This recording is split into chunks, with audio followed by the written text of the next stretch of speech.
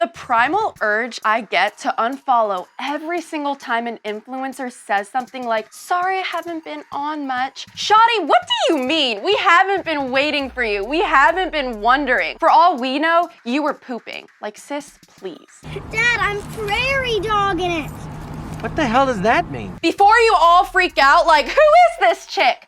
I'm producer Valentina, and I'm not replacing our queen. Alex called me this morning telling me she has the worst stomach bug. She's puking her guts out and cannot come in today. So first, pray for her, and she's trusting me to fill in because she doesn't want you guys to miss all the juicy tea. What can we say? The show must go on.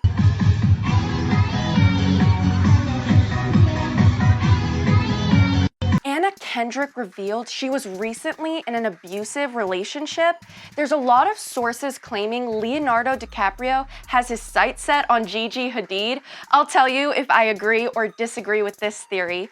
Remember last year when a really weird picture came out of Zac Efron and he looked like a completely different person?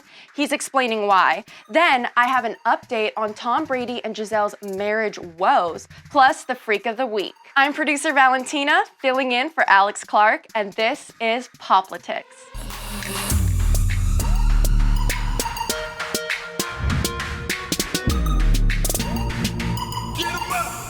Actress Anna Kendrick is starring in a new movie called Alice Darling, which premieres at the Toronto Film Festival this weekend and is about a woman being psychologically and emotionally abused. She says that she wanted to do this movie because she also recently got out of an emotionally abusive relationship, which was hard to deal with because it was someone that she was apparently head over heels in love with.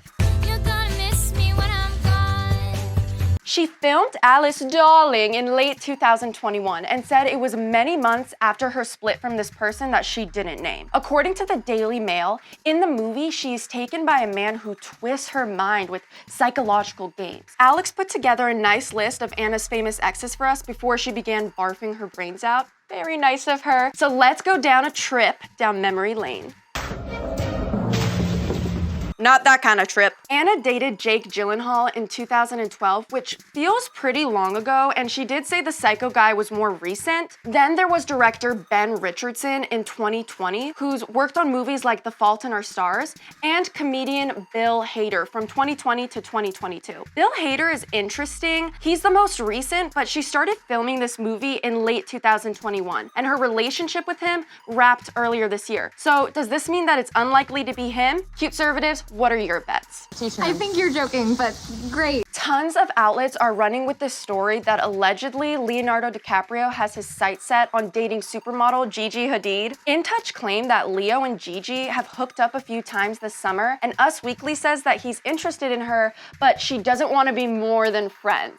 Or friends with benefits, I guess. Are you pissed off at me because I didn't cuddle? You know what I think? Gigi is 27, way past Leo's cutoff age, and she has a baby, not to mention tons of family drama and baggage between her mom and her ex Zayn. I don't believe that Leo wants to date her at all. I think her publicity team threw her name in the ring for people to talk about her, and the whole thing is made up. Or maybe Leo planted the rumors so people would stop with the memes. A red herring soft launch, as Alex would call it. A hint. I completely forgot about this, but remember last year a picture of Zac Efron came out looking like a creepy AI version of himself? I mean, he looked like a completely different person. It was like his face was 5 inches wider, but he hadn't gained any weight. I'm not mad.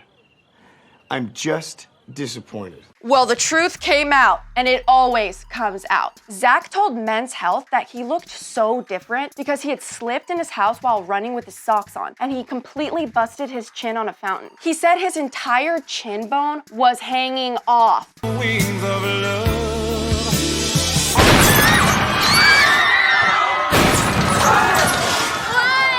This is a bad idea.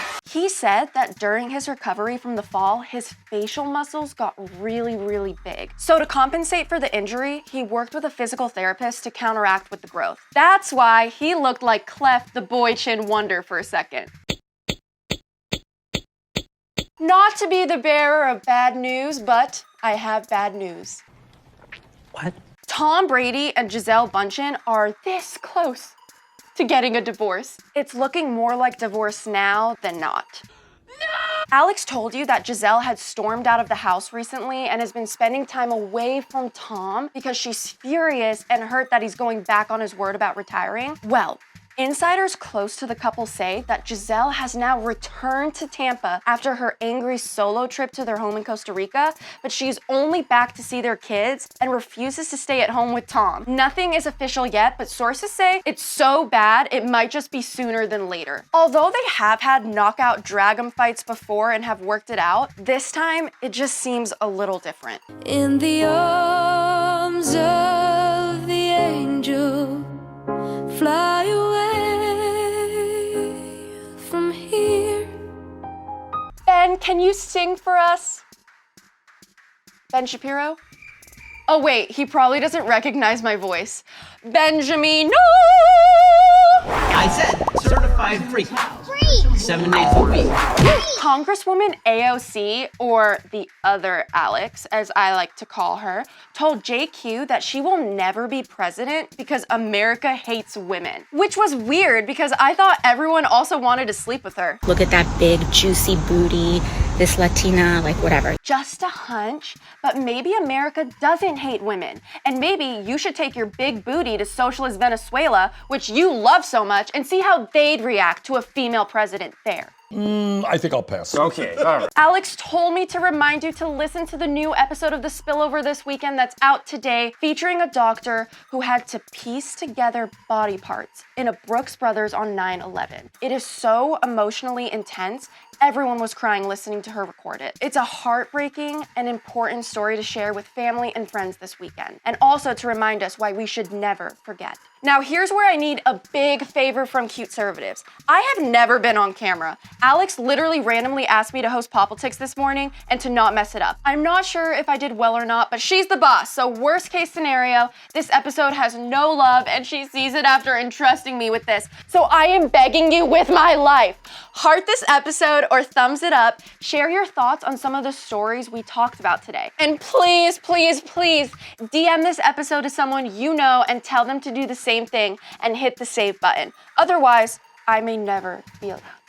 Alex will be back hopefully Monday, if she's better, at 4 p.m. Eastern, 1 p.m. Pacific. It's pop culture without the propaganda every single day. I'm producer Valentina, filling in for Alex Clark, and this is POPlitics.